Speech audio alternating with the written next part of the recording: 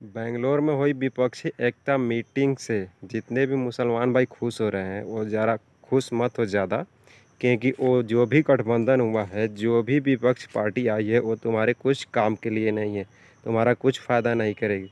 उसमें वही पार्टियां हैं जो मुस्लिम विरोधी है।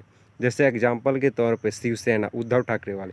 पहले की जो शिवसेना थी उद्धव ठाकरे वाली, वो कट्टर हिंदूवादी नेता थी, कट्टर हिंदूवादी विचार वाली थी। जहां महाराष्ट्र में आप देख रहे थे कि हमेशा मुस्लिमों के खिलाफ वो आग उगल रहे थे। दूसरे नंबर पे है आम आदमी पार्टी। इसको इस बात से समझिए कि अभी जो नरेंद्र मोदी यूसीसी जो कानून ला रहा है, यूनिफॉर्म सिविल कोड, उसमें यूसीसी पे आम आदमी पार्टी खुले तौर पे बीजेपी का सपोर्ट कर रही है। वो बोल रही है कि हाँ, आप यूसीसी लाइए, हम इसका साथ देंगे, जो कि मुसलमानों के खिलाफ है वो यूसीसी कानून।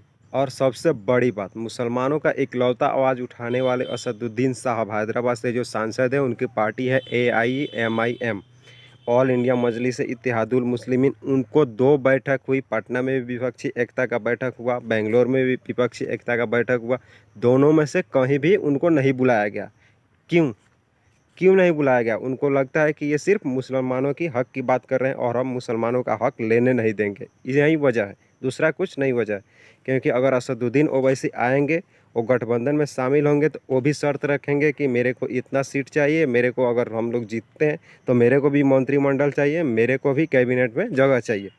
तो विपक्षी इस बात को कभी एक्सेप्ट नहीं करेंगे कि कोई मुसलमान आगे बढ़े, वो कोई मंत्री हो, कोई आगे चल के बड़ा पद पे, संवैधानिक पद पे बैठे। बात यही है, क्योंकि इसी के वजह से असदुद्दीन ओवैसी साहब को नहीं बुलाया गया था। उनसे भी छोटी छोटी पार्टियों को जो ये विपक्षी एकता है उसमें शामिल किया गया है। बहुत बहुत छोटी छोटी पार्टियां हैं जिनको शामिल किया गया है। असदुद्दीन ओवैसी साहब के पास तो 2 सांसद है, महाराष्ट्र में 2 विधायक है, बिहार में 5 विधायक थे उनके, जिसमें से 4 वो आरजेडी के साथ चले गए, आरजेडी ने खरीद लिया। तेलंगाना में भी उनके 7 विधायक है। उनसे छोटी छोटी पार्टियां, जो इंडिया गठबंधन का नाम रखा गया है, पहले उसका नाम यूपीए था, उसमें असदुद्दीन साहब को शामिल नहीं किया गया।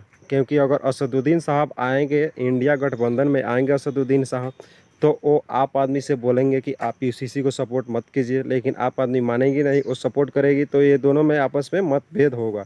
इसीलिए वो असदुद्दीन ओवैसी साहब को अपने पास नहीं लेके आ रहे हैं। तो मुसलमानों, मैं तुमसे पूछना चाहता हूँ कि तुम्हारा कोई नेता है इंडिया में, तुम्हारा प्रतिनिधित्व करने वाला, तुम्हारा आवाज़ उठाने वाला? इंडिया में तो मेरे ख्याल से कोई नहीं दिख रहा है। क्योंकि कांग्रेस है तो कांग्रेस कुछ नहीं बोल रही है। इसका ताज़ा एग्जाम्पल आप देख लो हिमाचल प्रदेश में, जिसमें मुसलमानों का 30 दिन का अल्टीमेटम दिया गया था कि मुसलमानों 30 दिन के अंदर हिमाचल प्रदेश छोड़ के चले जाओगे, नहीं तो यहीं पे पूरे तरह से ख़त्म हो जाओगे, तुमको काट दिया जाएगा। जबकि वहाँ पे कांग्रेस की सरकार है, जो बोला जाता है मुसलमानों की हिमायती करती है, मुसलमानों की बात करती है, वहाँ पे वहाँ के मुख्यमंत्री कुछ नहीं बोला। तो मेरे मुसलमान भाइयों, जहन के अंदर बात लेके जाओ, तुम्हारा अपना नेता खुद चुनना होगा, कोई मुसलमान को ही चुनना होगा, ताकि तुम्हारा आवाज़ बने, संसद में तुम्हारा आवाज़ उठा सके, पार्लियामेंट में तुम्हारा आवाज़ बन सके, तुम्हारे साथ जो अन्याय हो रहा है न्याय दिला सके। वैसे नेता चुनो।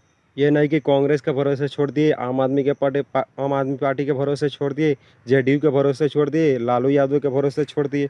ये लोग कभी तुम्हारा आवाज़ नहीं उठाएंगे, ये सिर्फ तुम्हारा वोट उठाएंगे, तुम्हारे वोट का फ़ायदा लेंगे, तुम्हारा आवाज़ कभी नहीं बनेंगे।